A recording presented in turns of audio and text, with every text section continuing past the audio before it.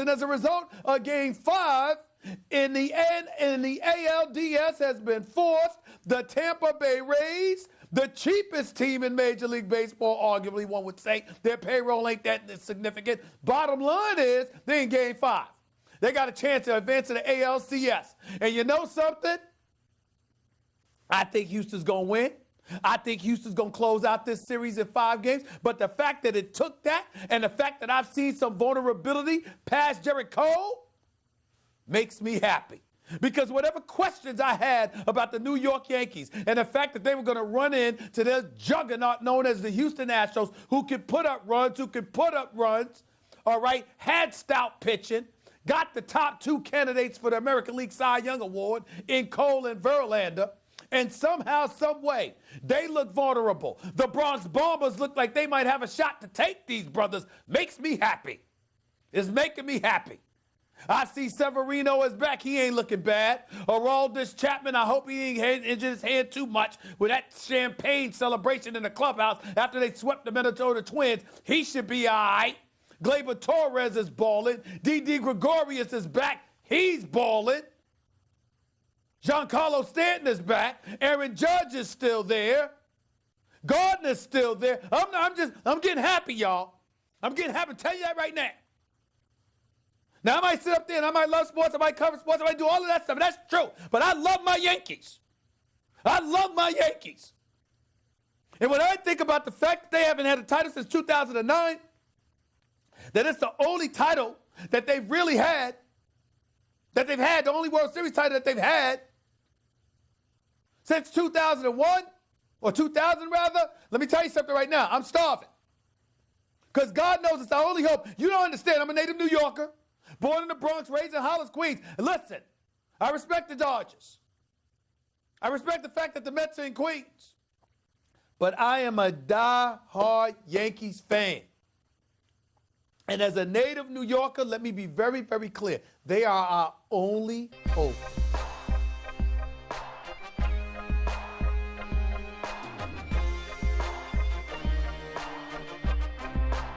They were the one team I worried about the most. Not just because they had the most pressure, but because all those ghosts and demons were going to be there. So if I'm a Dodgers fan, I don't want to see Clayton Kershaw because that means my plan is out the window and you just got to hope for the best. God, and we are tied. Back-to-back homers. Wow. These are the kind of games, making these kind of decisions, where you decide to go to Clayton Kershaw, these are the kind of games to get managers fired. This Thursday, it's ESPN Radio and ESPN News, 888-729-3776. The telephone number at Dan Grassi. You can find me on Twitter. Apologize, we had a little bit of a technical glitch there. We think we got it straightened out, though, so apologize if you were thrown there for a loop there in any way, shape, or form. But by now, you probably heard me talk about my computer career and think, nope, not me. I don't know the first thing about computers. That's okay. You don't have to. Before they started, many of their graduates can turn a computer on and off, and that's it. Now they're IT professionals, and you can do it too. Go to mycomputercareer.edu and take the free career evaluation today. You can start your new life as an IT pro in as little as 4 months, even if you're not a techie. It's not rocket science. It's My Computer Career. All right. As I was saying about the Nationals, you know, when this season kicked off, you didn't know necessarily what to expect for them. Of course, Bryce Harper leaving, signing with the rival Phillies in the offseason, maybe threw everybody for a loop a little bit. He was the face of the franchise, arguably one of the faces of baseball. You didn't know how they'd be able to bounce back from that. The bullpen was an absolute mess early on again, because that was an Achilles heel for this team a year ago. They get off to a 19-31 start.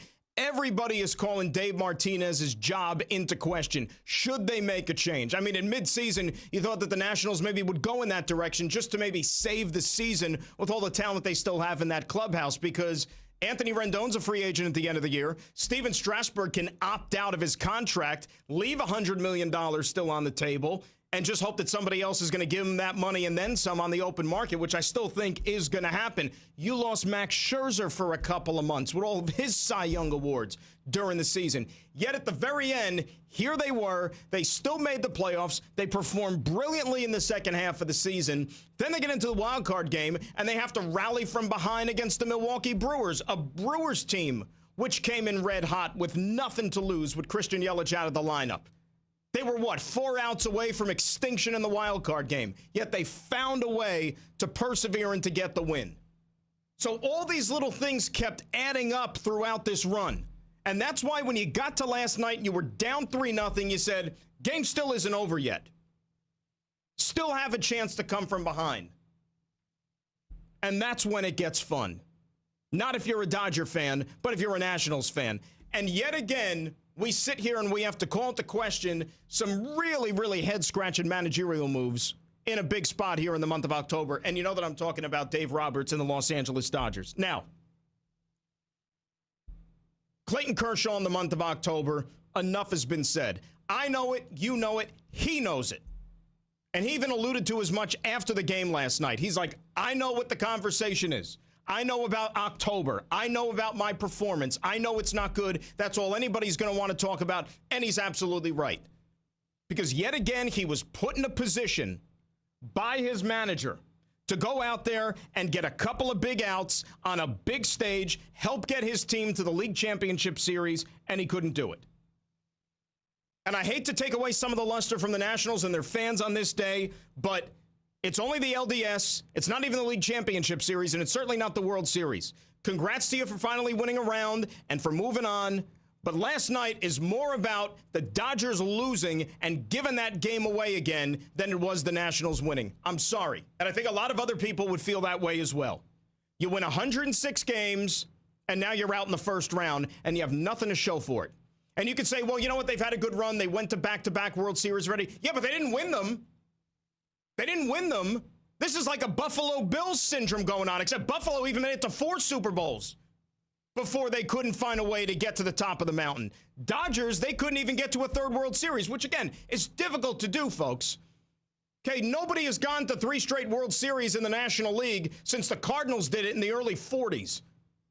That is a very, very difficult thing to accomplish, and the Dodgers fell short of that again last night. And the bullpen for this baseball team, which for the most part has been a little bit of a slippery slope for them all season long, it came back to bite them in that game last night. The bridge to Kenley Jansen, and even Kenley has had his ups and downs. That hurt them again last night, except the difference between a regular season game and what happened last night is that Dave Roberts was not going to one of his starting pitchers in relief in the regular season. He did that last night with Kershaw. And the problem with the game today is that now these teams, and the Dodgers are one of them, they are so heavily reliant on analytics and data and the computers that it seems like it's taken over the game and completely just eliminated the human element from any sort of strategy and decision making and whatever type of maneuvering you have to do over the course of a game. Okay, I understand that it's a huge component of what Major League Baseball is in 2019. I get that. But there still is a little bit of the gut, a little bit of that human factor that you have to go into some of these games when you're making decisions, especially in October and especially with a lot on the line like you had last night in that game. And you saw this a little bit last year from the Dodgers and from Dave Roberts in October in the World Series, and it came back to bite him. And my thing is this. Okay? It may sound very simple, but I don't think truer words have ever been spoken. You cannot map out a game and you cannot manage a game with a computer before the game even starts. You cannot do that because things happen over the course of a 9-inning baseball game that a computer cannot account for. All right, a computer can't account for how a guy is out there on the mound and he's feeling, or how he's attacking hitters, or maybe if the pitch counts run a little long. The computer can't account for all that stuff. So when you're handling your bullpen and you're thinking about whether or not I should go to Clayton Kershaw and whatnot, and some of the comments from the manager after the game last night, when Dave Roberts says that we didn't want Kenta Maeda to face Juan Soto if that situation called for it there in the 8th inning, and that's why he stuck with Clayton Kershaw, you saw what happened. Okay? That's the computer. That's the data. That's the strategy. Can't do that. You know, that has to override everything else that the computer is telling you. You got to go on what you see with your own 2 eyes. Because what I see with my eyes and what everybody else has seen with their eyes, including the manager, is that in the month of October, this pitcher is a shell of what he is during the regular season. And we're talking about one of the best pitchers of this generation, maybe the best pitcher in this generation. A guy who's going to go into the Hall of Fame on roller skates. First ballot Hall of Famer. But the guy's ERA in the month of October is almost 2 full runs higher than what it is in the regular season. And we've seen it before. We're not talking about 1 or 2 appearances here. We got a nice sample size here. Walker Buehler gave him last night everything that you could have asked for and then some. So then you get into that 7th inning. He throws you 117 pitches. You have 2 outs. You got the lefty Adam Eaton coming up. You want to go to Kershaw in that situation? I got no problem with it. Calling him in the 7th to get you 1 out is more than okay. He gets Eaton on 3 pitches. 1, 2, 3, gone. You're in the dugout. You still got yourself a lead going into the 8th inning. Now you got to find a way to get 6 outs. And I know that hindsight is 20/20. It's a classic 20/20. I get it. But in that situation, because of A, who the pitcher is, B, what he's done in October in his career, at that moment, you got a rested bullpen. You got 4 guys that you could turn to who are fresh as a daisy that you can give the baseball to. You could play the matchup game and then eventually get the ball to your closer and say, take us to the league championship series. But the fact that Dave Roberts didn't do that, the fact that Dave Roberts did not shake Clayton Kershaw's hand after that Adam Eaton at bat and say, job well done, we'll talk to you next round. He decided to put his faith in the pitcher. And he said, you know what? Go out there and start the 8th. And he never should have started the 8th. Because we all know what happened. Anthony Rendon happened. Talking about one of the best hitters in baseball. And then 1 pitch later, Juan Soto happened. And then all of a sudden, whole new ball game. And you tell me, as soon as it was 3-3, did anybody in America think the Dodgers were winning that game last night? Everything that I talked about previously, about the Nationals being due, you have that feeling that eventually they're going to break through. At that moment, they might as well have started to cover up the clubhouse there for the Nationals because there was going to be a champagne and a Budweiser party there in the clubhouse because you knew that they were winning that game. You put too much faith in a player who, more often than not, has not gotten it done for you this time of year, and that's what happens. You should have started Kente Maeda in that 8th inning. Maeda's only given up a hit in the entire series. The entire series. And then when it was too late, when he had to go get Kershaw, what happens? Maeda comes in, 1, 2, 3, strikes out the side. That's not to say he would have got both of those guys because it's classic hindsight. We don't know. But I guarantee you, I'm pretty confident he wasn't going to give up back-to-back home runs to Rendon and to Juan Soto. And even if you want to burn Maeda, you had Pedro Baez sitting there. You had Kolarek for the lefty-lefty if you wanted to have him face Soto. You had Dustin May for crying out loud. Horrible job. And then, to make matters worse, once you get into the 9th, you go to Joe Kelly. And then you put your faith in a guy who, let's be honest, probably was one of the worst free agent signings or the most disappointing free agent signings in all of baseball last offseason. Now, is this a case of the manager trying to pacify his bosses because they gave Joe Kelly all that money after, a couple of good weeks with the Boston Red Sox last October? And that's what netted him all that cash on the open market? But he wasn't good. He wasn't good. You got Kenley Jansen sitting there in the 9th inning still. You got Baez. You got Dustin May. I mean, I'm giving you all these names that you still are just saving there in the bullpen. What are you saving them for? It's like a football coach who goes to the end of the half or the end of the game with all these timeouts and he doesn't use them. What are you using them or what are you saving them for? Joe Kelly? And then you get burned by him. So think about that. If you're Dave Roberts, if you're anybody with the Los Angeles Dodgers now, you're going to have to go the entire offseason, the entire winter, those long strolls down the beach in Santa Monica, Thanksgiving, Christmas, New Year's, snowfall, everything until you get back down there to spring training again when the head hits the pillow each and every night that you had Joe Kelly on the mound with your season on the line. And you had all these other options available for you in the bullpen. Joe Kelly. And then you get through the 9th, and oh, by the way, He did the second worst thing. You brought him out for the 10th. You brought him out for another inning. Joe Kelly is not a 2-inning option. He's not. And I understand that Jansen, maybe their faith in him was diminished to a certain degree. I get it. After all, they removed him from that closer role late in the season because he was so spotty.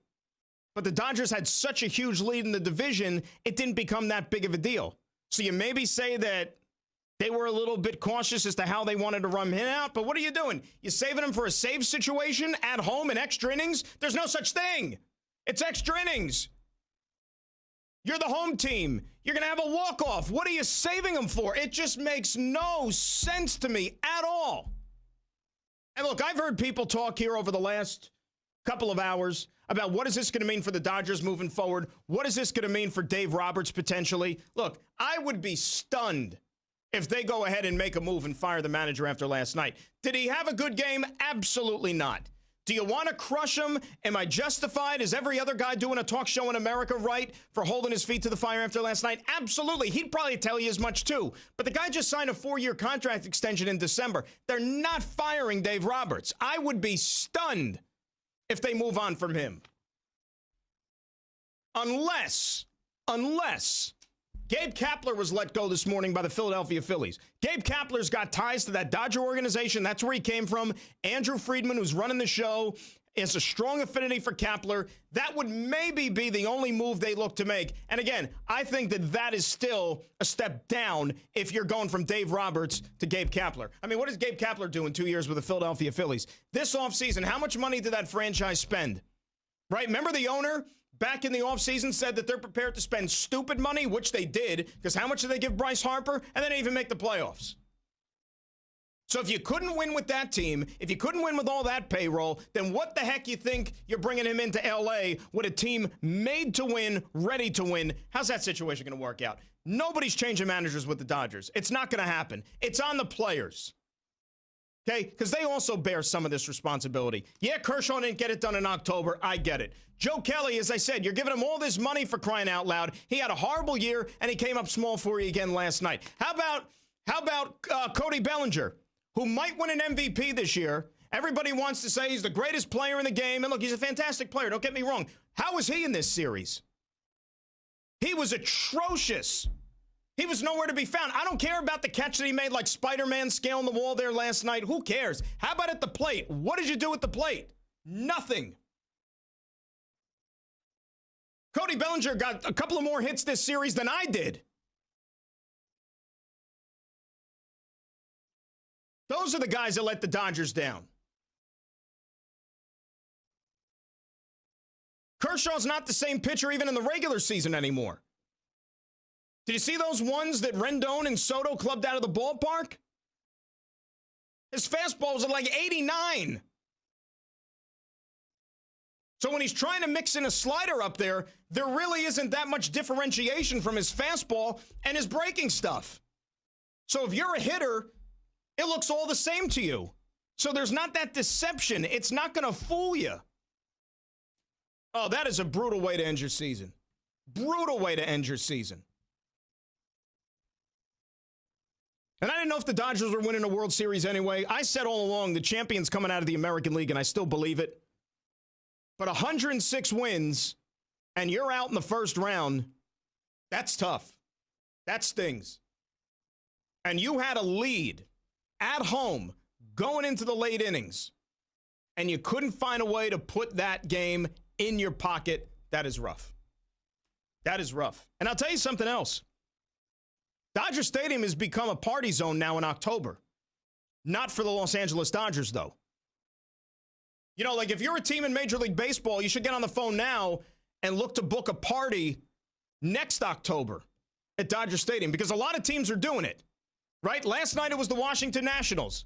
Last year it was the Boston Red Sox, who clinched the World Series at Dodger Stadium. Year before that, it was the Houston Astros who won the World Series at Dodger Stadium. 2015, the Mets went in there and won a Game 5 at Dodger Stadium in the Division Series.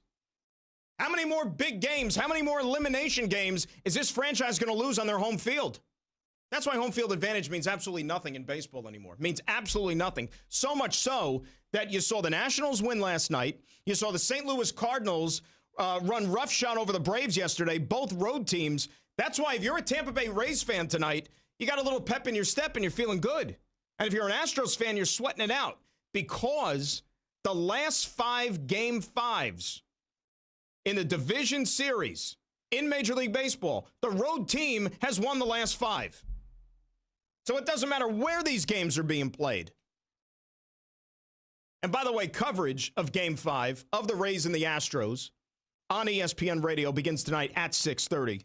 And we'll talk all about that, of course, as we move along here this afternoon. But if you missed any of my opening segment, go check it out on demand on the Stephen A. Smith podcast, brought to you by the Capital One Quick Silver Card, earning unlimited 1.5% cash back on every purchase, everywhere. What's in your wallet? And a reminder that Golic and Wingo will be live from South Bend this Friday, covering the USC Notre Dame matchup. It's part of ESPN Radio's Fall Football Tour, brought to you by Marathon. Get 5 cents off every gallon every day with Make It Count rewards from Marathon. To sign up, visit makeitcount.com or download the free app. So the Nationals moving on, and they're playing the Cardinals. I'm a little surprised the Cardinals won that game yesterday. A little surprised. The fact that they won the game 13-1, and you have a 13-0 lead after 3 innings, nobody in the world saw that happening. I mean, I'm on the air yesterday doing my show, and I'm getting updates in my ear in the first inning. 4-0 Cardinals. 5-0 Cardinals. I was like, and then you see 10-0 Cardinals. I mean, I couldn't believe it. Imagine being a fan of the Atlanta Braves. You know, it was a 5 o'clock start yesterday. Maybe you're stuck in traffic. You got out of work late. You're trying to be there by first pitch. You show up, maybe 10 minutes later, whatever, you sit in your seat, and it's 6-7-0 already Atlanta. You might as well just pack up your things and leave. It's over. Finished. Season done. I don't know. What would be more disappointing if you were a fan, like to have your season end? In which way? The way the Braves did, where like the game is over like that, and then you basically are in a coma for the next 8 innings? Or the way the Dodgers, I still think the way the Dodgers lost last night, that's got to hurt a lot worse than what happened in Atlanta. Atlanta was almost like a numbing thing. Like, I can't believe what I'm watching. Like, did that just really happen? Because it was over in about 20 minutes. And then you just have to make amends with it the rest of the afternoon. Dodgers, you're home, you jump out early, you still got the lead. You need, 6-7 outs to get, and then you're going to another chance to go to the World Series. That to one is still probably going to hurt a little bit more. But this Cardinal team, you talk about franchises that know how to win, that know how to get the job done. That's the St. Louis Cardinals, right?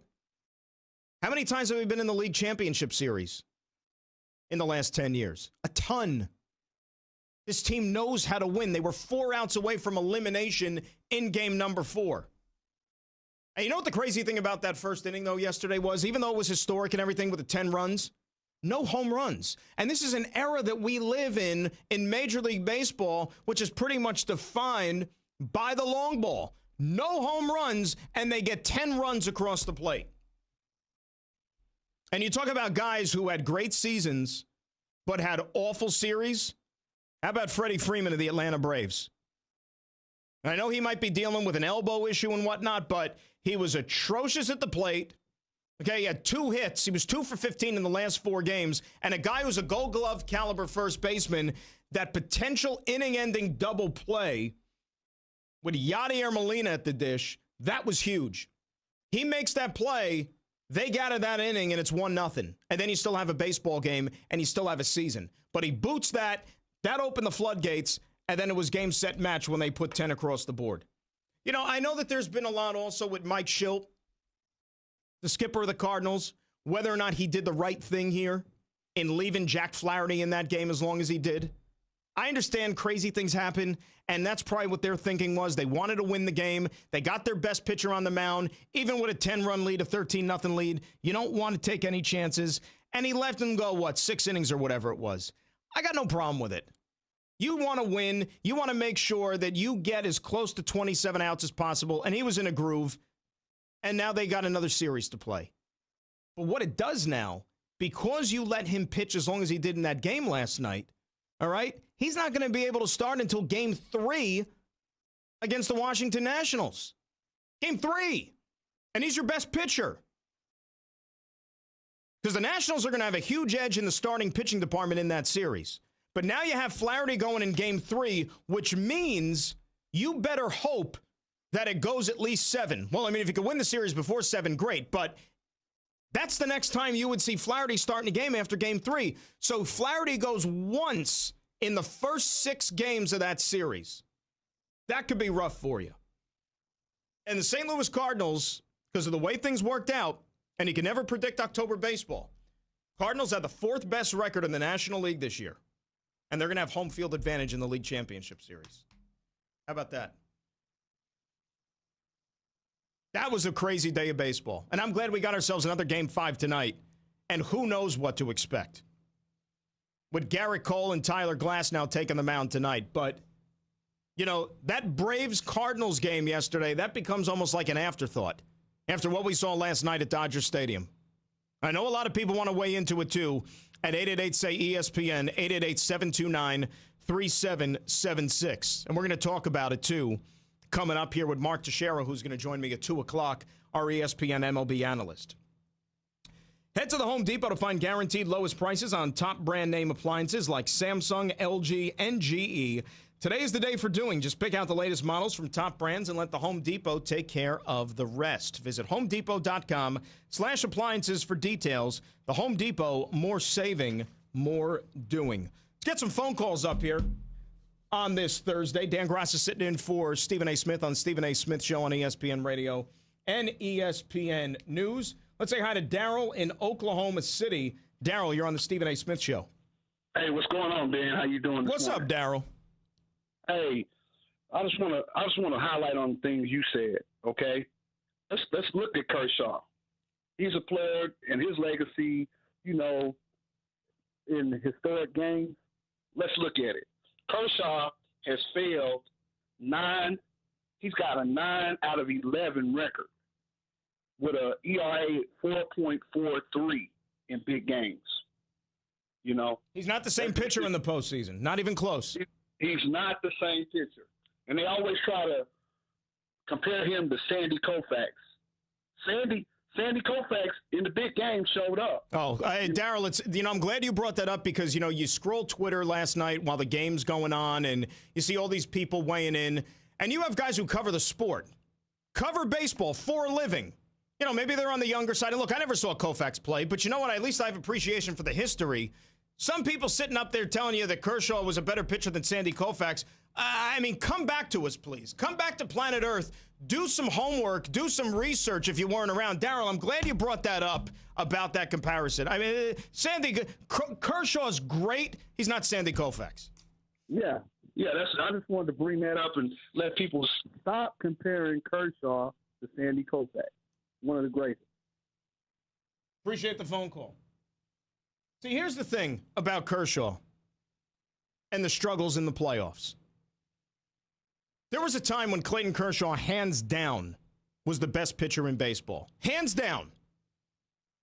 And when he was at the top of his game, the top of the sport, was when he was winning Cy Youngs and the MVP, he still would have these slip-ups in the playoffs. See, remember, earlier in this series, when he lost the game to Strasburg, I made the point then that he wasn't that bad in that game earlier in the series. It's just that he got out-pitched by Steven Strasburg. And that's going to happen sometimes, right? You could go out there and throw a gem, but sometimes the other guy just might be a little bit better. You don't kill him for that game necessarily, but it just factors into the overall body of work because there were way too many times previously in prior years when Kershaw would get out-pitched, not by somebody of the caliber of a Steven Strasburg, but by lesser names. And those were the ones that made you scratch your head. So when he was at the peak of his powers and he would still struggle in October, now you have a diminished Kershaw, a guy whose back has given him so many problems over the last few years and has taken a lot from his arsenal. And yet you're still willing to go back to the well and use this guy in pressurized situations like that in October out of the bullpen. That's where you got to pump the brakes. And that's why Dave Roberts got burned last night. And that's why the Dodgers season is over. Bottom line. You might have an affinity towards the player. You spend all this time with him year in and year out. He might have been so good for you in the past. The guy's a first ballot Hall of Famer, but you have to at least go with what your eyeballs tell you. As I said, this guy, this time of year, this month on the calendar does not know how to get it done for whatever reason. And now they're going to have a long winter to think about it. 888-SAY-ESPN, 888-729-3776. We'll talk about